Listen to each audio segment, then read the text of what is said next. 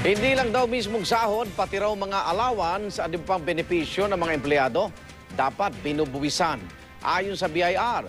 Pero inalmahan yan at kwestiyon sa Korte Suprema ng ilang empleyado. Saksi si Jam Sisante.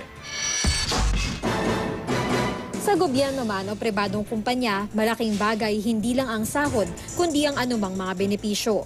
Minsan nga'y pang-akit na rin ng mga kumpanya sa mga aplikante o pambawi kung hindi maibigay ang hinihingi nilang sahod. Pero paano kung pati ang mga benepisyo tatapatan ng karampatang buwis? Dapat lang naman daw iyon ayon kay BIR Commissioner Kim Henares. Base raw kasi sa National Internal Revenue Code of 1997, anumang uri ng kompensasyon, cash man o in-kind, ay dapat tapatan ng kaltas na buwis na ibibigay sa gobyerno. Kaya naglabas ang BIR ng Memorandum Order o RMO No. 23/2014 na nagpapaalala kaugnay niyan. Sa gobyerno, usually wini-withhold mo yung buwis, no? So, dapat bago ibigay yan, nawi-withhold na yan. Ang presumption, sinusunod ho ito ng lahat na tao. Hindi naman to bagong buwis, luma na. Marami pa namang mga benepisyo ang naiisip ng iba't ibang kumpanya ngayon.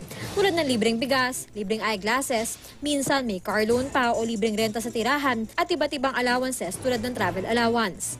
Malaking tanong tuloy kung ang mga ganyan kailangan tapatan ng kaltas na buwis. Sa mga empleyado ng gobyerno tulad sa Senado, mahalaga ang anumang allowance. Kaya ang union nila sumama sa petisyon ng mga empleyado ng gobyerno sa Korte Suprema na kumukwestiyon sa memorandum ng BIR.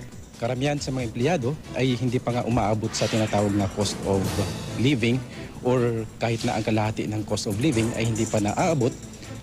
Ito pa ang gagawin nila.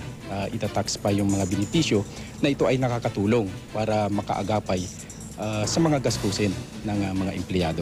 Sa ngayon, ang tiyak na exempted sa tax ay ang 30th-month pay na hindi lalagpas sa 30,000 pesos, uniform allowance at personal economic relief allowance. Ako si Jam Sisante, ang inyong saksi.